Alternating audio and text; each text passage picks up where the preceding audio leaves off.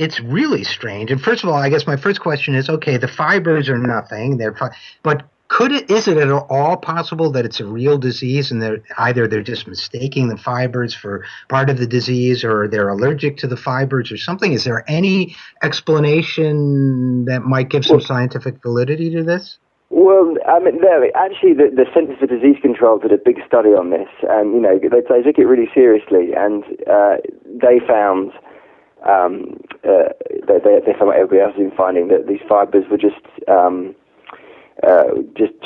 bits of household carpet and this, that, and the other. But what I found was that what happens is that people go to their physician with these things they've picked out of their skin, and they say to their physician, "Look what I've picked out of their skin," and their physician tends to go in one direction. That's that this person is crazy. They've got delusions. They've got parasites, and they go down this whole route of thinking the person is mentally ill. And actually, I think it's the case that a lot of these people do actually have something wrong with them, but they're physically, but they're being called crazy because these physicians, just don't know what to look for. They just don't know what they're looking at. Well, so that suggests that maybe there is some sort of undocumented disease here at work. Yeah. Well, I mean, what really made me astonished was when I first did my report on my first report on Morgellons was published, I think, in around 2011 in a British newspaper called The Guardian. And when I published that, somebody emailed me and said, "Oh, I've had this disease," because what people who have Morgellons say is that they're just living a perfectly ordinary life, and suddenly out of nowhere they just get attacked with the most unbelievable itching, like really, really, really, like they can't do anything about it. They start showering all the time, hot showers, obsessively changing their clothes, like it completely takes over their life straight away. And this guy said, this happened to me, but I found out what it was, and I got a solution to it. So I thought, well, this is quite interesting.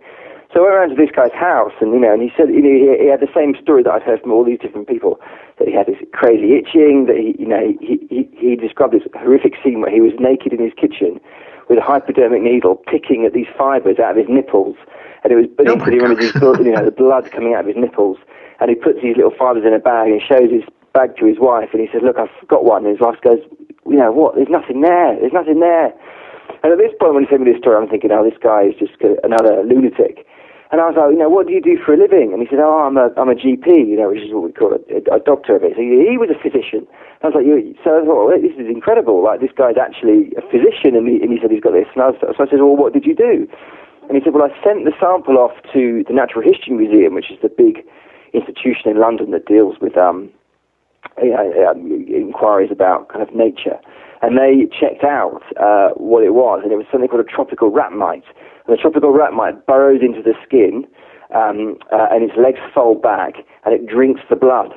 And so what the fibers were in his instance were the legs of this mite. And he said to me, the only reason I got that checked out, because I'm a physician, I know for a fact that if I was a patient and walked into a physician and said the same thing, they would have said that I had delusions of parasitosis. They would have said that I was crazy.